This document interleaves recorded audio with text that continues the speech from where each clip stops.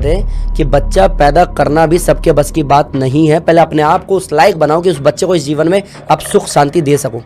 वो तो हो नहीं रहा हमसे। हमारे बच्चे तो बीमार पैदा हो रहे हैं, और बच्चे बीमार पैदा हो रहे हैं तो हम कह रहे हैं कि भगवान जी हमारे कर्मों का सर जीवन से एक चीज और याद आई। आजकल जीवन लोगों का जब मैं देखता हूँ, यहाँ तक कि मेरे साथ जो काम करती है उस 19 साल की लड़की को बीपी की प्रॉब्लम है। मेरी मम्मी जो 60 साल की है उन्हें बीपी की प्रॉब्लम है। तो ये जो बीपी हाई और बीपी लो का इश्यू है, क्या इसको योग से हम ठीक कर सकते हैं? आप इसको बीपी भी बोल सकते हो, इसमें शुगर भी बोल सकते हो, इसमें थायराइड भी बोल सकते हो। मेडिकल साइंस में एक टर्म है, एक वैल्यू है। बीपी अगर इतना होगा तो ठीक है, बीपी अगर इतना होगा तो हाई है, और इतना होगा तो लो है, है ना? राइट, एक टर्म है, राइट। वो हमारी नॉलेज पे और हमारे एक्सपीरियंस पे, हमने जो पढ़ा है, लिखा है, देखा है, उस पे है। तो अब ये समझो एक वैल्यू डिसाइड की गई है। जब हमारे पास में रिपोर्ट आती है ब्लड की ही, तो उसमें एक वैल्यू होती है। HB इतना होना चाहिए था, इतना है तो ज्यादा, इतना है तो कम है, सब कुछ डिसाइडेड है ना, वैल्यू है। जैसे ही आप अनुलोम विलोम करते हो, समत्वम योग उच्चते, सम हो जाता है, बैलेंस उस वैल्यू पे आ जाता है। वैल्यू पे चाहे बीपी हो या शुगर हो या थायराइड हो, आ गया तो सही है ना, ठीक है ना? डजंट मैटर वो 19 साल की बच्ची है या 60 साल की मेरी माँ।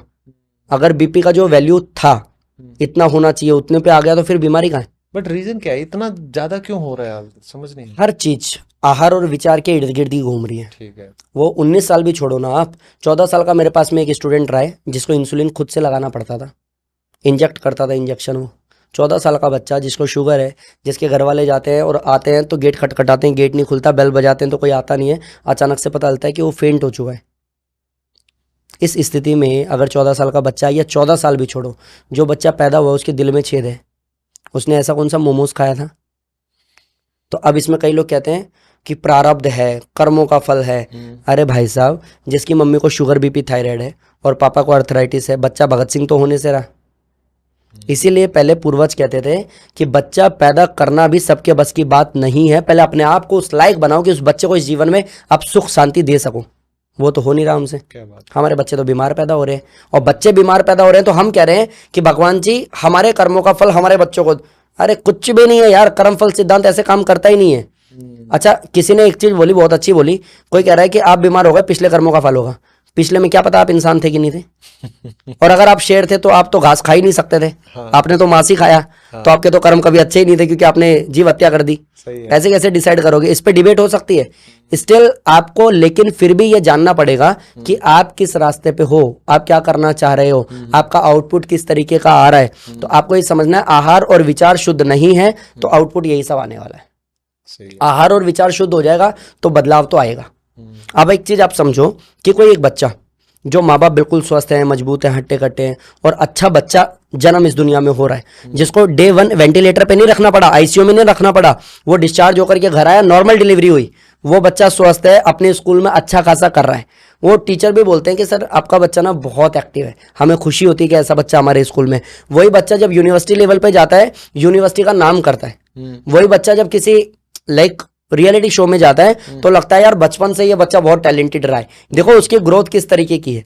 अदरवाइज एक बच्चा पैदा हुआ है जिसका आधा पैर ही डेवलप नहीं हुआ। अब अगर उस बच्चे ने कोशिश की, मेहनत की, ईमानदारी से खुद को झोंका, लाइक अरुणिमा सिन्हा, पैर कटने के बाद भी एवरेज चढ़ गई, सबके बस की बात नहीं है। लाखों में किसी एक में है ये गट्स। तो आप ये जानो कि जिस बच्चे को आप दुनिया में सही नहीं ला पा रहे, या फिर आ भी गया है, तो उसके लिए हमने पॉल्यूशन तैयार रखा है ना, डस्ट तैयार रखा है ना, गलत विचार तैयार रखे है ना। बच्चे पूरे दिन मोबाइल में क्या देख रहे हैं? नेगेटिव चीजें। और वो ऐसी ऐसी चीज देख रहे हैं कि पेरेंट्स से वो डिमांड करते हैं ऐसी चीजों की, जो कि रियल लाइफ में कहीं पे वो सेट बैठता ही नहीं है। बच्चे ने देख लिया, बच्चा मांग रहा है, बच्चा रो रहा है, माँ बाप कह रहे हैं ये मोबाइल में है बेटा, ये सच में नहीं है। तो आप अपने बच्चे को ऐसा कराई क्यों रहे हो? ऐसे बच्चे भी हैं, कुछ वीडियोज आती है कि मोबाइल सामने रखा बच्चा यूं कर रहा है, तो वहां डॉक्टर कह रहा है कि देखा एडिक्शन क्या होता है। तो जब हमें पता है कि इन सब से क्या होने वाला है, तो थोड़ा तो हम कोशिश तो कर सकते हैं ना, कोशिश कर लेंगे। आप देखो सोशल मीडिया पे आप भी हो, मैं भी हूँ, एक वो इंसान भी है जो गटर का पानी पीता है। आप देख किसको रहे हो वो आप डिसाइड करो।